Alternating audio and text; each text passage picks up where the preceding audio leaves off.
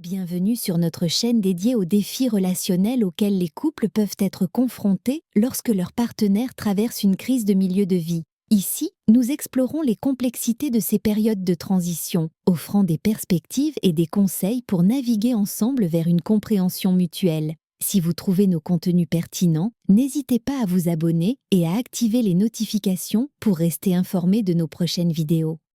Je me sens perdue, comme si ma vie m'échappait. Les choix que j'ai faits autrefois avec enthousiasme me semblent aujourd'hui des erreurs. Je remets en question mon couple, mon rôle de mère, ma carrière.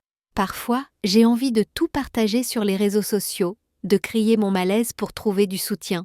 Se confie une femme dans mon cabinet.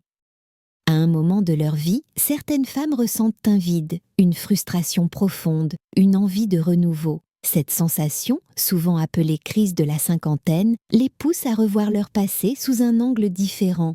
Des choix qu'elles avaient assumés avec joie deviennent soudainement des erreurs à leurs yeux. Mais dans cette quête de renouveau, il arrive qu'elles expriment ce malaise de la pire des façons, en minimisant, voire en rejetant ce qui les a pourtant rendues heureuses. Elles reprochent à leur conjoint des années de vie commune, remettent en question leur rôle de mère, et parfois elles l'écrivent, le crient, voire même elles le partagent sur les réseaux sociaux. Ce besoin de réécrire l'histoire est humain, mais il est aussi une forme de négation de soi.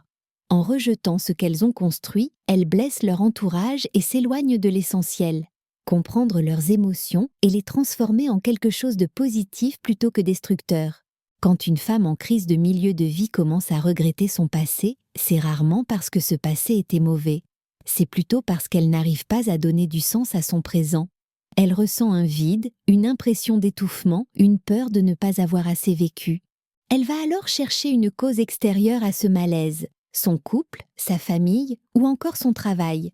Plutôt que d'accepter qu'elle traverse une période de transition, elle peut tomber dans le piège du rejet total, où elle transforme les souvenirs heureux en une prison mentale qu'elle doit fuir. Mais parfois, ces reproches trouvent un autre fondement.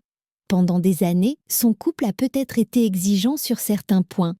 Il a voulu imposer un cadre structurant qui offrait à la famille stabilité et sécurité. Ils étaient ceux qui anticipaient, organisaient, dirigeaient les décisions du foyer. À l'époque, cela avait du sens, c'était nécessaire pour bâtir une vie familiale solide. Mais aujourd'hui, elle voit cela comme une contrainte qu'elle n'a jamais osé contester. Alors, pour justifier son besoin de liberté qu'elle peine à assumer, elle cherche à transformer ce cadre en prison. Elle se raconte que si sa vie devient meilleure demain, c'est parce qu'elle sera enfin libérée des contraintes imposées par son couple et son rôle de mère. Elle réécrit l'histoire, mais en effaçant des chapitres essentiels de son bonheur passé. Cette interprétation lui permet de légitimer sa transformation, mais elle est profondément injuste pour ceux qui ont partagé ce chemin avec elle.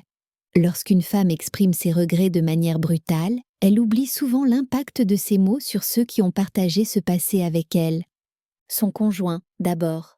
L'homme qui a partagé des années de complicité, qui a fait des efforts, qui a cru en leur histoire. Il voit, impuissant, sa femme transformer leurs souvenirs en un fardeau qu'elle prétend devoir fuir. Il peut ressentir une profonde injustice. Et puis, il y a les enfants, même s'ils ont quitté le nid. Lorsqu'une mère renie son passé, elle renie aussi la famille qu'ils ont connue. Ils peuvent se sentir coupables, comme si leur existence était une erreur. Cela peut créer une blessure durable, une instabilité émotionnelle dont ils mettront des années à se remettre, voire jamais. Ces reproches, lorsqu'ils sont exprimés sans filtre, sans réflexion, deviennent des armes destructrices.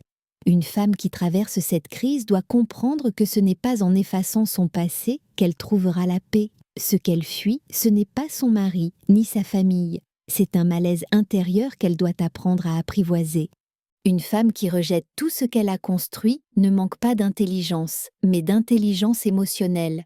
Elle ne sait pas comment exprimer son mal-être autrement qu'en attaquant ce qui lui rappelle son ancien moi.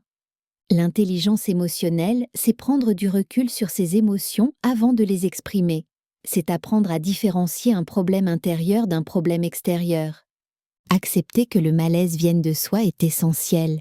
Avant d'accuser son passé, son couple, sa famille, il faut comprendre que cette crise est intérieure. Ce n'est pas le mari, ni les enfants, ni le quotidien qui posent nos problèmes. C'est une transformation intérieure qui demande du travail personnel.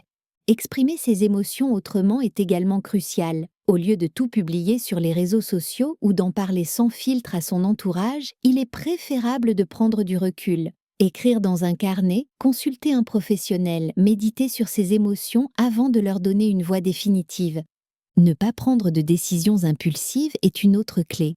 Ce qui semble être une vérité aujourd'hui peut paraître absurde demain. La meilleure chose à faire en période de crise est d'attendre que l'orage passe avant de tout remettre en question. La clé, travailler son intelligence émotionnelle avant tout.